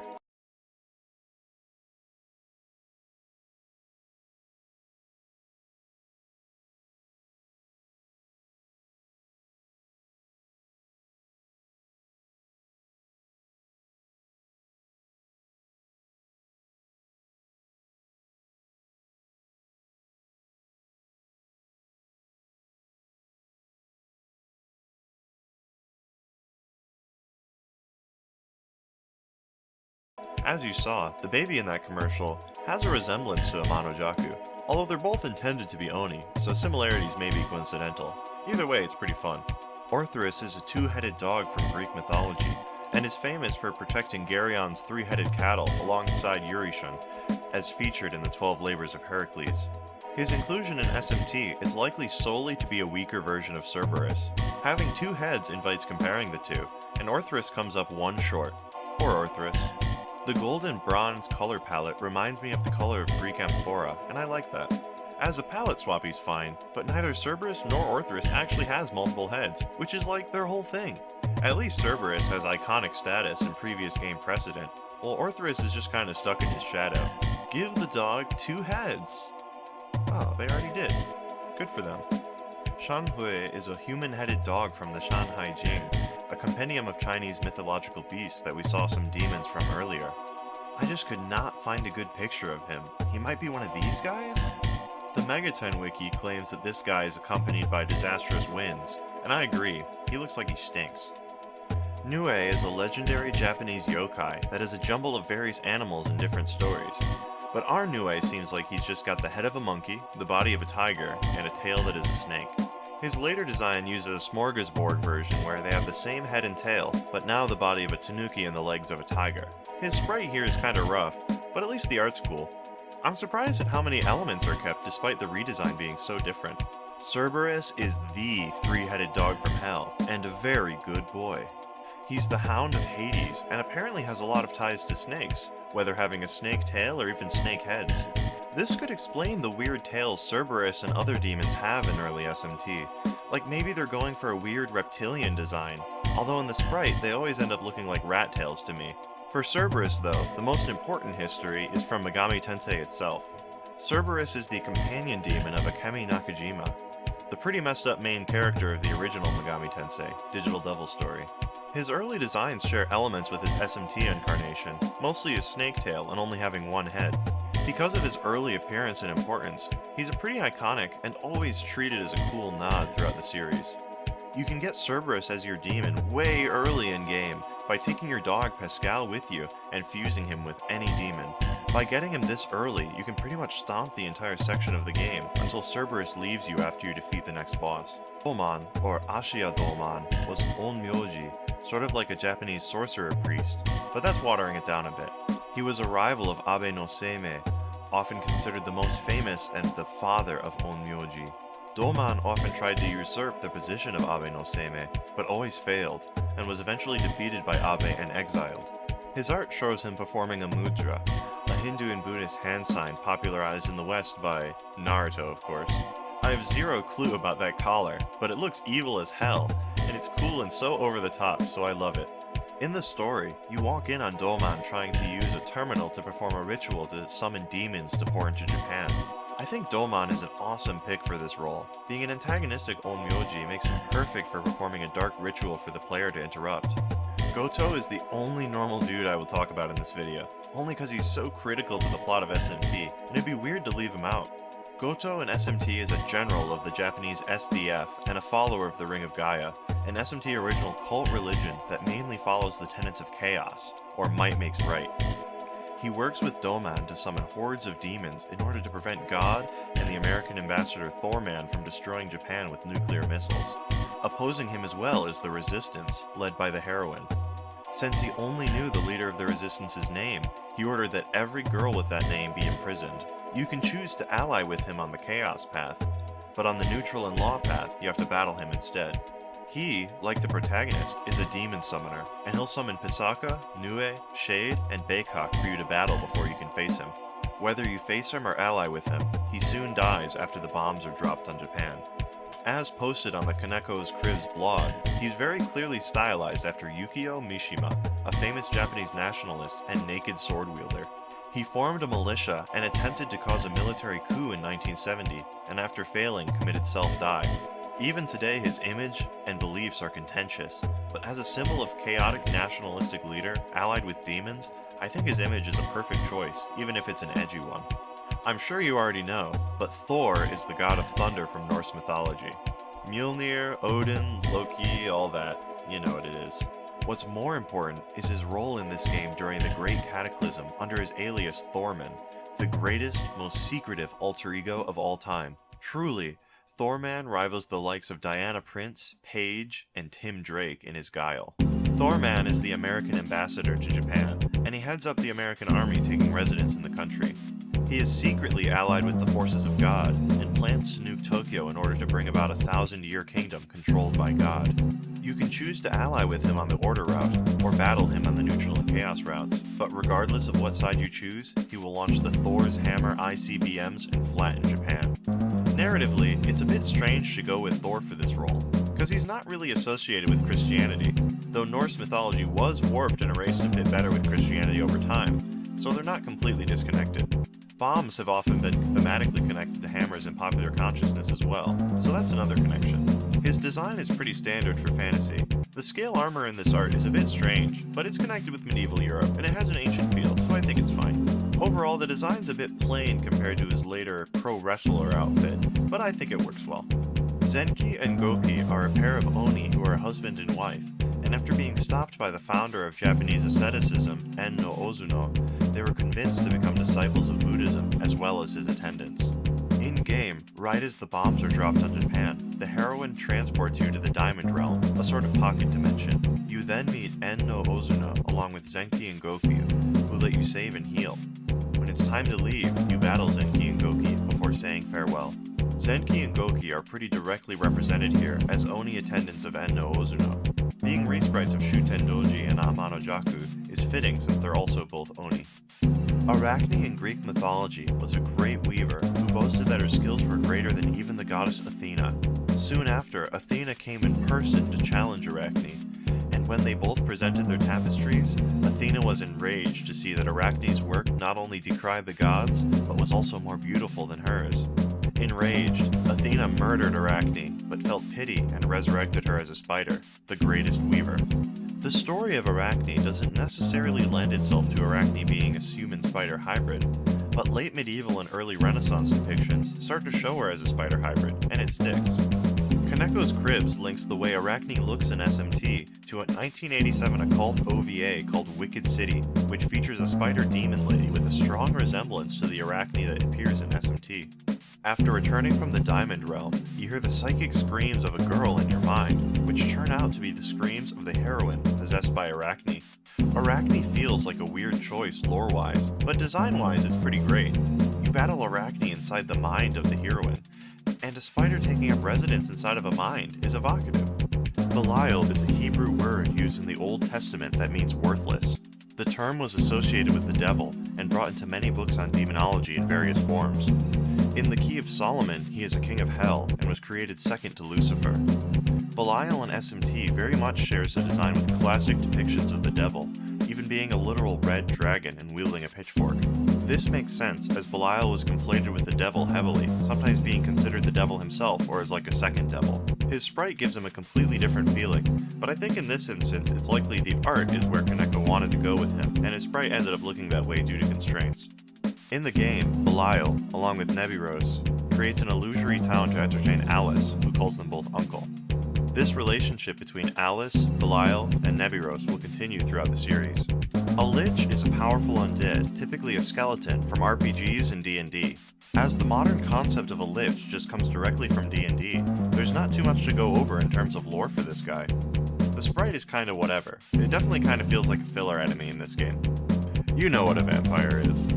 This vampire definitely gets its money worth out of Nosferatu and Dracula from American classic horror though. Nebiros is the name of a demon of the Goetia and a Marquis of Hell. However, in his earliest appearances in the Infernal Dictionary and the Lesser Key of Solomon, he's considered to be the same demon as Cerberus. Later, in the Grand Grimoire, Nebiros is distinctively split from Cerberus and listed separately, and after that, in a fourth tome, the Book of Ceremonial Magic, Nebiros is finally connected to the ability to raise the dead. With all of that out of the way, we can see that Nebiros' depiction in SMT draws from a completely different source, Vodou, which has been seen as associated with raising the dead, particularly in the 90s when SMT was released. Nebiros has always been sort of an odd mystery to me, so it's nice to get him finally sorted out. Casfiel, or Cassiel, God is my wrath, and Haniel, or Aniel, God is my grace, are high-ranking angels, often included in lists of archangels. They both appear in the Order of Messiah base, and can be fought on the Chaos and Law paths. Both Casfiel and Anael are shown robed in their 6 wings, something typical of Seraphim, which is quite logical as Seraphim are placed at the top of the angelic hierarchy, only possibly below God, the archangels, and a few other special cases. On the law or neutral path, they send you to kill Echidna, the mother of all monsters. Fudo Myo, or Akala the Immovable, is a Buddhist god who is seen as a remover of obstacles and a destroyer of evil. He is almost always depicted holding a sword in his right hand and a lasso or noose in his left, and SMT is no exception. Kaneko in the Demon Bible stated that Fudo Myo and many other gods worshipped in Japan were given very conservative depictions early on in the series, and were not as interesting as he wanted. I think that sums this up pretty nicely. The Neo are 2 guardians of Buddha who are known for standing guard as statues at the entrances of Buddhist temples in East Asia. Being a recolor of Fudo is interesting, I think. They are both drawn from Buddhism, and Fudo being the immovable makes him being paired up with some statues kinda cool. You can fight Neo if you're on the law or neutral route, as Yama, the judge of the Gaians, will throw you into prison where you can find him keeping guard. Seiten Taisei, or Sun Wukong, is a character from the Chinese story Journey to the West. As his design goes, the important elements are all there. Monkey? Check. Nimbus? Check. Staff? Check. Yama is the Buddhist king of hell and judge of the dead. In-game, he rules over Ikebukuro, the territory of the Ring of Gaia. His hat and fan can both be seen depicted in statues of Yama in Japan. As judge of the dead, ruling over and acting as a judge for the Gaians is perfect for him, and he's suitably imposing for a later game boss. Ladon is a dragon from Greek mythology that guards the golden apples in the Garden of the Hesperides. It is said to be the son of Echidna. Heracles, during his travels, kills Ladon and takes his apples. In-game, you fight Ladon to get a golden apple, which you use to get past Cerberus, who has gone wild. If you fuse Cerberus earlier in the game, he will now join you. Ladon guarding a golden apple is completely in line with mythology. I mean, that's his exact role. His golden skin could be in reference to the golden apple. Echidna is a Greek monster who is known as the mother of all monsters. She is a half-snake, half-woman, and among her children are Cerberus, Ladon, Orthrus, the Chimera, and Scylla. and many others. Her husband is Typhon, considered to be the greatest of all monsters in Greek myth. In-game, Echidna claims that she is a goddess who gave birth to monsters in order to challenge heroes. She says that long ago, God turned all who opposed him, including her, into demons. She then asks you to go back and kill Casfiel and Aniel. On the neutral and law routes, you can instead choose to battle her now, or after taking out Casfiel and Aniel.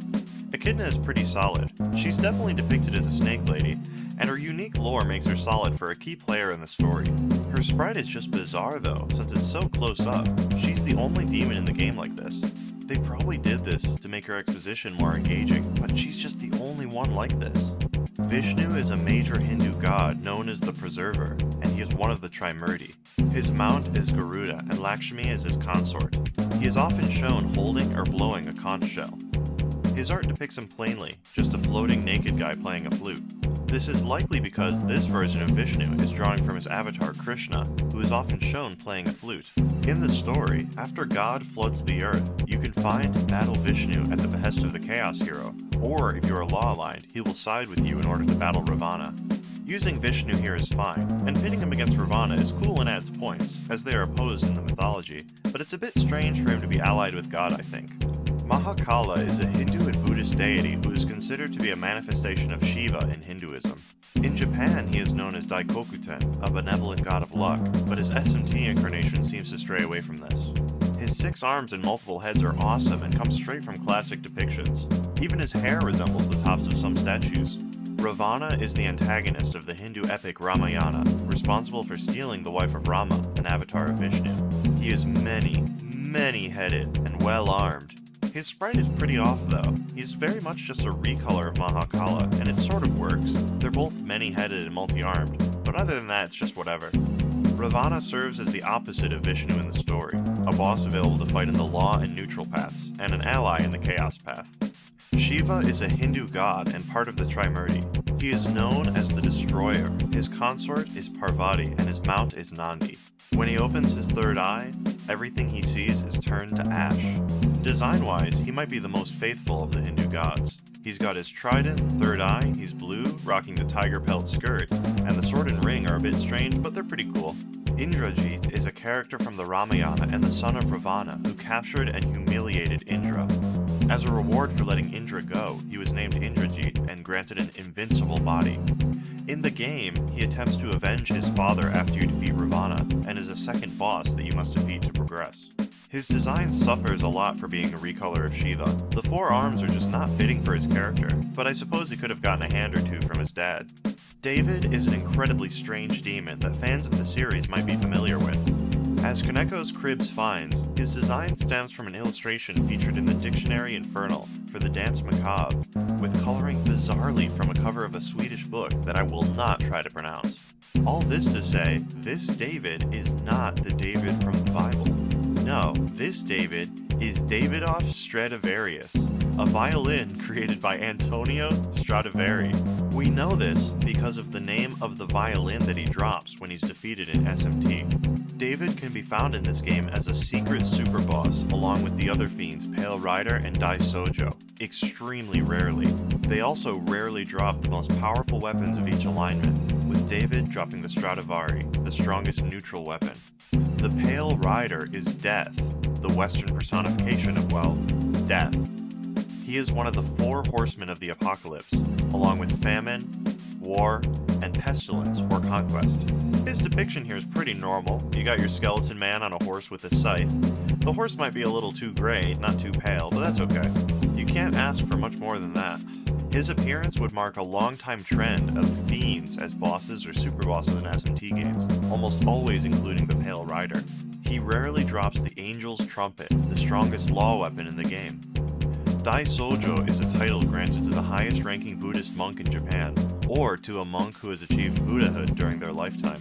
The Dai Sojo of SMT is a depiction of a mummified monk, a practice called Sokushin Butsu in Japan, where a living monk is entombed, and if they are preserved, they are celebrated and revered. He rarely drops the Reaper's Bell, the strongest chaos weapon in the game. I find it interesting how tightly associated the first 3 fiends are with death. Later fiends kind of spread out thematically, but these 3 first ones are all just so entrenched in death. Beelzebub is a demon with many different versions that all coalesce within SMT. In Paradise Lost, Beelzebub is in an unholy trinity with Lucifer and Astaroth, ruling over hell. In some version, he is considered one of 7 deadly demons, being the representation of gluttony. The Infernal Dictionary gives him his most important thematic piece, naming him Lord of the Flies. But in this game, you've probably noticed that he doesn't have his iconic style yet. Starting in SM2, he'd adopt his iconic form, even keeping the staff and tiger pelt. But this humanoid form is just a bit perplexing. I believe that it's supposed to be his form from before becoming Beelzebub, as Baal-zebub, a form of the god Baal worshipped at Ekron, an ancient Philistine city. As Echidna stated, when the Abrahamic God took power in the SMT universe, he reduced many gods to demons, and I would say this includes Baal-zebub, who was reduced into Beelzebub before God. I believe the other parts of his design are likely just to paint him as a wild god, and I struggle to find meaningful direct comparisons. The 4 heavenly kings, Bishamon-ten, Jikoku-ten, Zocho-ten, and Komoku-ten, are Buddhist gods who watch over the 4 cardinal directions. Here they resemble their statues, but their SMT1 sprites really lack the qualities that the later designs will capture. As of right now, they're more or less just a group of Power Rangers. Indra is the Hindu god of the sky, war, and order. His mount is Airavata, the white elephant. In Japan, he is considered to be the leader of the 4 heavenly kings. Here he's shown holding a trident, which I believe is more associated with Shiva, but it's still symbolic to Hinduism as a whole. Surt, or Surtur, is the greatest of the fire giants from Norse mythology, and the guardian of Muspelheim, a world of fire. During Ragnarok, his sword will engulf the entire world in flames. As documented by Kaneko's Cribs, his design takes direct inspiration from the film Nightbreed from 1990, where he's based on a Midianite from the movie. He's shown here having his iconic flaming sword as well, which is super cool. I love this guy, and he's a good friend of mine's favorite demon. You face Surt as the first in a line of Chaos bosses leading up to Asura, the leader of the Chaos faction. Astaroth is a demon of the Goetia, and along with Beelzebub and Lucifer, considered to be the strongest of all demons. He has an association with snakes, and his name etymologically comes from the Phoenician goddess Astarte, an equivalent of the Babylonian Ishtar. I believe his design takes cues from the art by Louis Vuitton, but with the dog swapped out for a snake because it's more symbolically important, and probably for the innuendo as well.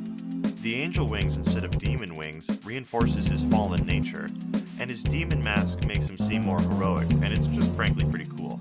He's the second in line of Chaos bosses leading up to Asura, and when he dies, he wishes to return to the form of Ishtar, which is a reference to his etymological ties to the goddess. Aryak is a demon who most famously appears in Paradise Lost as a fallen angel. And man, regardless of origin, what the hell? I'm probably gonna have to put a giant sensor over this whole guy. I've got nothing for him, dude is just weird. They just made him look like that because they wanted it to. He's the third of the Chaos bosses you fight leading up to Asura. Lilith is a demon who originated in Mesopotamian mythology and was later introduced into Hebrew mythology. She is considered to be Adam's first wife in Eden, who is banished after disobeying Adam. The alphabet of Ben Sira from between the 8th to 10th century AD says that Lilith ran away after Adam didn't want a bottom for her, and I think that version's my headcanon now. Kaneko's Cribs comes in clutch for Lilith, finding a super clear inspiration for her design from the 1990s horror film Night Angel, whose Lilith shares the same shiny scales, 3 fingers, and decorative snake accessory. Lilith plays a major role in the game's story, masquerading as the woman Yuriko, who sort of pops up every once in a while in the game, being mysterious and vaguely being on your side, until she betrays the main character and attacks you, which leads into her capturing the heroine and attempting to execute her. Later, after the Great Cataclysm, she takes the form of Rie and accompanies the Chaos Hero in secret. On the Law and Neutral routes, you battle her after defeating the Chaos Hero outside of Asura's throne room, and on the Chaos route, she lets you go after defeating the Chaos Hero, who tried to take the Chaos Ring from you, an item that you crafted in order to defeat Michael, the head of the Law faction and the final boss on the Chaos route. Asura is one demon who I feel like I kinda struggle to grapple with. The most critical point, I think, is that Asura or Ashura has etymological ties with Ahura Mazda, the ancient Zoroastrian creator god. This matters because of the dialogue from Asura's boss fight, where he claims that before coming Asura he was Ahura, and that God stole his divinity from him. Because of this, he takes the form of Asura, particularly the Kofukuji Asura sculpture from Japan. Honestly, this guy's complex enough that he could have a whole video on just him. He serves as the final boss of the Law route, and one of the final bosses along with Michael in the Neutral route. Him being the final boss is interesting. We've seen other demons in this game who have changed over time through belief or etymology, and it's interesting that this change was prompted in universe by God. However, it doesn't really make sense for him to be able to go to bat against the likes of Michael and the Archangels, and head up the Chaos faction if he's been so demoted. And if he still retains his power as Ahura Mazda, it would have been cool to show that design, perhaps even as a second phase of the boss fight. Uriel, Gabriel, and Raphael are known in English as archangels, but they are separate from the archangels that make up the lowest hierarchy of angels. Instead, they are often considered to be above the hierarchy of angels, and in Judaism, they are given the title Saren, meaning prince, to show their superior rank. They serve as optional bosses leading up to Michael on the Chaos and Neutral routes, and as allies needed to forge the Angel Ring on the Law route. They serve this goal just fine. Being variations on the same sprite is pretty lame for final area stuff, but the coolness of Archangels makes up for it.